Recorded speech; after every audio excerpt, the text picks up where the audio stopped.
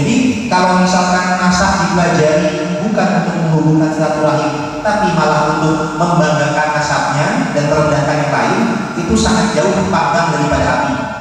Nah, sehingga untuk apa-apa yang dilakukan oleh Kiai Badi Usman dan kawan-kawan dan dulur-dulur ini sifatnya bukanlah merupakan hal yang berangkat dari iri dengki, kebencian atau ujaran kebencian atau fitnah, tapi sifatnya amar ma'ruf nahi munkar.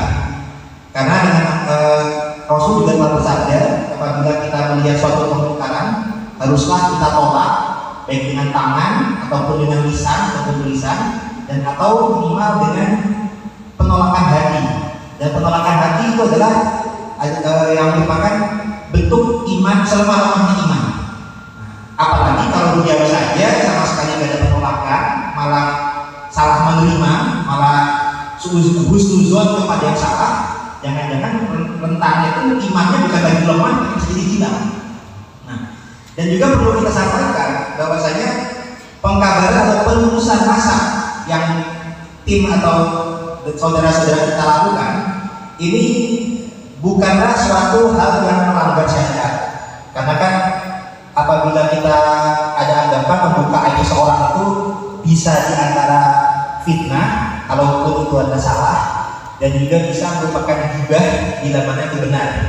Nah, Imam Nawawi itu sudah kalau untuk masalah pembongkaran nasab tadi Kiai Iman juga sudah memberikan latar belakang perlunya dan kecenderungan tersebut. Tapi untuk umat yang mungkin awam, mungkin gerakan kami ini seakan-akan fitnah atau gibah. Nah, ini perlu kami sampaikan bahwasanya karena ini sifatnya adalah kajian ilmiah, apabila dianggap fitnah, silakan kami siap mempertanggungjawabkan baik secara adu argumen hujah ilmiah ataupun kalau perlu secara hukum, jalur hukum.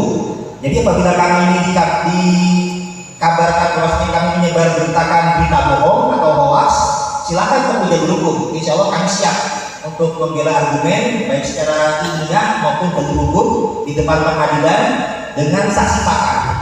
Nah, apabila dinyatakan gibah, ini pun juga ada pengecualian dari paparan daripada Imam An-Nawawi bahwasanya contohnya gibah, pengecualian gibah yang diperbolehkan itu adalah bila mana untuk mengadukan kezaliman seseorang atau suatu kaum kepada pihak yang berwenang. Jadi kalau kita dizalimi, kita lapor ke polisi, itu bukannya gibah. Memang itu suatu hal yang wajar untuk kita lakukan apabila kita melaporkan kezaliman seseorang kepada pihak berwenang. Yang kedua juga untuk mencari bantuan atau pertolongan kepada yang memiliki otoritas untuk menghilangkan suatu kemungkaran, itu juga bukan gibah. Nah, yang ketiga juga misalkan saat kita menciptakan atau meminta fatwa dari sebuah ulama misalkan, atau menciptakan masalah agar untuk mendapatkan solusi, nah itu juga bukan gibah. Nah, juga untuk memperingatkan kaum muslim atau umat ya agar terhindar dari keburukan dan kezaliman seseorang atau suatu kaum. Jadi kalau kita memisahkan itu bukan gibah, itu diperbolehkan. Dan juga untuk menyebutkan kesalahan, kezaliman dari seseorang atau suatu kaum yang melakukan dosa atau kezaliman tersebut secara terang-terangan. Jadi mereka tidak sembunyi-sembunyi, terang-terangan berbuat salah, itu boleh kita bicarakan. Juga untuk memberikan efek jerah kepadanya. Nah, jadi apa-apa yang kami lakukan itu insya Allah kami upayakan tidak melanggar rel hukum agama maupun hukum negara. Jadi jangan sampai disalahpahami gerakan kami ini adalah gerakan ujaran kebencian lah, fitnah lah, gibah lah, bukan. Ini insya Allah gerakan pedulian, gerakan cinta kepada Rasulullah, kepada umat Islam, kepada umat Rasul untuk amar ma'ruf nahi munkar. Bahkan perlu diketahui juga bahwasanya gerakan kami ini kan alhamdulillah sekarang ini ada berkembang sampai dengan tahun 2023. Ini seakan-akan dari Jawa Barat. Padahal perlu diketahui awal mulanya itu dari keluarga Batu Kolong juga. Ini para keluarga-keluarga saudara-saudara Bani Batu Kolong ini ya oknum lah ya, oknum pejuang.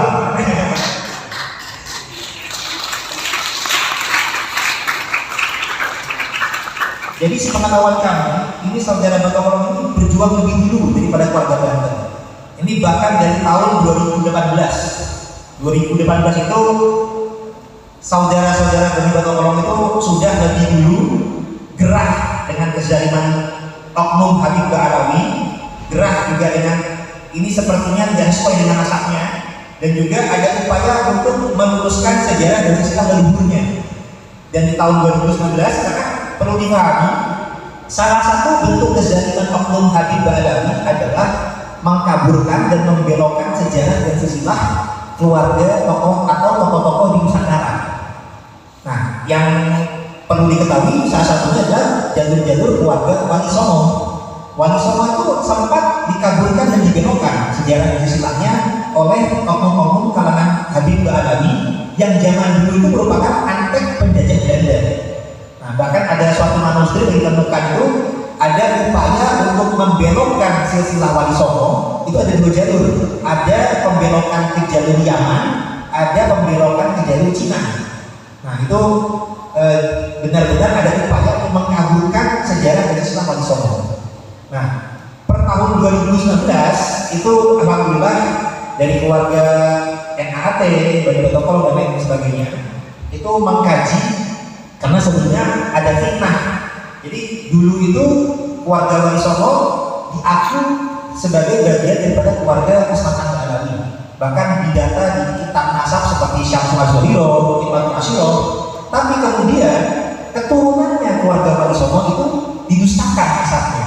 Jadi Wali Songonya dianggapnya ke Ba'alawi Yaman, tapi semua keturunannya itu didustakan nasabnya. Kita semua difitnah seakan-akan Wali Songo itu tidak punya keturunan. Nah, jadi ketika ada fitnah tersebut, bahkan juga ada tokoh yang kemudian di masa kini itu, ya kalau kita sebut nama juga, saya juga nggak apa lah, ada Ali Asegaf, Ali Zaidin Asegaf, itu kemudian menyatakan Wali Songonya saja itu sebenarnya nggak jelas nasabnya. Jadi kalau dari pencatat nasab Yaman itu hanya mencatat dari Rasulullah sampai dengan Abdul Malik saja. Dari Abdul Malik sampai ke Wali Songo itu hanya pendapat sejarawan saja. Jadi dikabulkan. Dulunya sempat dicatat di kitab nasab mereka, tapi kemudian dinafikan. Nah, sehingga seakan-akan nasab keturunan Rasulullah yang soleh itu hanya mereka saja seakan-akan. Sedangkan keluarga Wali Songo yang berjuang Nusantara ini terkabulkan, terbelokkan, dinafikan, dan difitnah nggak jelas. Nah, padahal ya tunggu dulu, kita juga menjaga marwah leluhur dan menjaga sejarah, karena suatu penjajahan itu awalnya juga dimulai dari pembelokan sejarah. Nah, padahal Wali Songo ini sudah berjasa besar dalam dakwah Islam di Nusantara. Bahkan umat Islam terbanyak di dunia itu adanya di Indonesia. Dan itu adalah berkat wasilah dakwahnya daripada para Wali Songo. Yang ini artinya mereka tuh amat sangat berilmu, beraroma, dan juga memiliki peninggalan kitab-kitab dan peninggalan silsilah. Nah, mungkin tadi kalau kata Kiai Usman kan siswa tadi tidak terlalu detail atau kadang disembunyikan, tapi alhamdulillah sebenarnya masih ada manuskrip-manuskrip yang tetap mencatatnya. Nah, kemudian dari manuskrip-manuskrip tadi ada pengkajian kembali, ternyata muasal dari guru Wali Songo ini tidaklah dari Yaman. Jadi ada Wali Songo yang berasal dari Maghrib atau Maroko, ada yang berasal dari Uzbekistan. Contoh kayak Sunan Ampel kan namanya Said Ibrahim Asmaul Kondi dari Samarkand, dari Uzbekistan. Nah, sedangkan ada tokoh Maulana Maghribi dari Maghrib Maroko. Jadi sama sekali ternyata dalam manuskrip awal tuh tidak ada Yaman. Jadi pembelokan ke Yaman itu baru dimulainya di masa penjajahan. Awalnya masuknya lewat jalur Cirebon dulu. Nah, tapi di data-data yang kami bandingkan ternyata data-data yang pengurusan itu versi sejarahnya sebenarnya lebih mutawatir, bahwasanya tidak lewat jalur Ba'alawi muasal Yaman. Nah, untuk jalur keluarga dari Batokolo ternyata kan riwayatnya adalah keturunan Sunan Giri. Nah, jadi ternyata dalam penelitian dari bahasa politis Sunan Giri, Sunan Kudus, Sunan Gunung Jati yang pertama alias Ratu Kafi, Sunan Gunung Jati yang ketiga alias Said Abdurrahman Al-Qadiri atau Al-Qadir. Ada juga menurut ke Pangeran Jayakarta, ada yang Sulaiman Mojo Agung, itu jalurnya keturunan daripada muasal Maghribi Maroko yang atasnya keturunan daripada Syekh Abdul Qadir Al-Jailani Al-Hasani. Tapi saling berkerabat karena misal Sunan Giri ini adalah menantu daripada Sunan Ampel. Nah, Maulana Ishaq kakeknya Sunan Giri menantu daripada Syekh Junaidi Kubro alias Jalaluddin Akbar Al-Husaini. Nah, kayak tadi Ibrahim Sunan Ampel adalah putra daripada Ibrahim As-Sarqandi yang menandakan muasalnya dari Samarkand, Uzbekistan. Nah, kita juga sudah mengkaji atau meneliti kemudian menanyakan atau berkorespondensi untuk mendapatkan kesaksian dari nakib negeri muasal leluhur. Jadi kalau untuk keluarga dari Botokolo itu sudah atau keluarga Sunan Giri itu sudah ada yang berkorespondensi ke Malaka dulu, dari Malaka terus Maroko, ada yang ke Damaskus, ada yang ke Irak, ada Turki. Alhamdulillah itu sudah terisbat nasabnya di jalur Al-Jailani Al-Hasani. Nah, untuk sedangkan untuk keluarga yang lewat jalur Al-Husaini tadi yang ada indikasi dari Uzbek, ternyata Uzbek itu juga ada daerah jalur migrasi. Jadi itu dari Hijaz, kemudian ke Irak, kemudian ke Asia Tenggara Uzbekistan, kemudian ke India, Pakistan, baru kemudian ke Nusantara. Nah itu sudah terisbat dari jalur nakib dari India sama Irak, keluarga Bani Musa Al-Kazim. Itu ternyata memang keluarga Sunan Ampel, Sunan Bonang, Sunan Derajat, Syarif Hidayatullah Sunan Gunung. Yang kedua, itu jalurnya adalah keturunan Imam Husain melalui jalur Imam Musa Al-Kazim. Jadi sama sekali bukan lewat jalur Ba'alawi muasal Yaman. Nah, jadi ini adalah suatu hal yang kita upayakan meluruskan sejarah dari silah. Tapi perjuangan ini tidak sekedar keluarga Wali Songo saja. Karena tadi masalah asal ini saja ternyata juga merupakan bagian bentuk kepedulian akan bangsa. Karena ternyata Ba'alawi yang kalimat kaji bahwasanya nasabnya itu terputus riwayatnya tadi atau tidak sahih, ini perlu diungkap ke publik karena di antara mereka itu banyak melakukan kezaliman kepada bangsa kita dari masa ke masa. Itu sudah kami teliti juga dalam sejarah. Ternyata selain pembelokan nasab atau pencatatan nasab, mereka juga pernah sifatnya mengkudeta tahta Kesultanan Banten di abad 14 Masehi. Kemudian di abad 19 Masehi, Habib Usman bin Yahya Mufti Betawi itu malah mengeluarkan fatwa yang memecah belah umat. Jadi di masa lalu itu para kiai-kiai berfatwa untuk jihad perjuangan melawan penjajah Belanda. Kalau beliau malah pro, atau ada yang disebut PNS, atau ada yang nyebutnya itu antek. Ya kalau Lumayan Abbas nyebutnya PNS gitu. PNS-nya penjajah Hindia Belanda. Nah, kalau Lumayan nyebutnya itu pemerintah yang sah. Kalau kami tidak setuju. Apabila disebut sah, berarti bukan penjajah. Dan kemudian pahlawan-pahlawan kita bagaimana?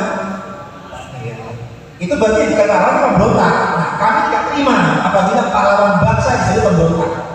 Jadi bagi kami penjajahan Hindia Belanda bukanlah penjajahan yang sah, bukanlah pemerintahan yang sah.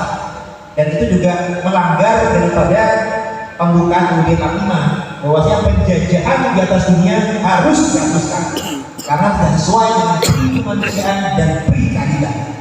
Jadi kalau ada yang menganggap penjajahan Hindia Belanda adalah pemerintahan yang sah dan Ba'alawi antek Belanda itu adalah sah, ya jangan jadi warga negara Indonesia seperti itu. Karena kalau jadi warga negara Indonesia ada hukum yang mengikat, kita harus mengikuti Undang-Undang Dasar bahwasanya penjajahan sebelum NKRI berdiri adalah pemerintahan penjajah yang tidak sah. Nah, jadi ada upaya seperti itu di abad 19 antek penjajah. Di abad 20 juga perlu diketahui bahwasanya pemberontakan PKI itu juga perlu diketahui adalah gerakan salah beberapanya lah, satu ya, karena ada hadis-hadis dari Aidin dan juga Bah yang memotori pergerakan pemberontakan PKI. Nah, itu perlu diketahui juga. Bahkan para hadis itu juga di Yamannya sendiri pun juga perlu diketahui Partai Komunis Yaman. Jadi tidak semua hadis itu anti PKI. Nah, zaman sekarang kan banyak yang mereka berdakwah seakan-akan anti PKI dan mem-PKI kan yang lain. Padahal sejarahnya justru PKI itu dimotori oleh pergerakan mereka.